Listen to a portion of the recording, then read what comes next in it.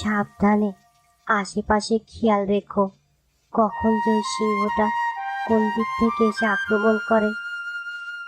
কথা তো ঠিকই বলেছ, এই সিংহের অত্যাচারে আমরা আর কতদিন সইব? কিছু একটা তো করতে হবে। হরিণেরা যখন নিজেদের মধ্যে আলাপ করছিল আর পানি খাবার জন্য পানির কাছে যাচ্ছিল, তখন আড়াল থেকে সিংহ তাদেরকে দেখতে থাকে এবং সুযোগের সন্ধানে থাকে কখন তাদেরকে আক্রমণ করবে।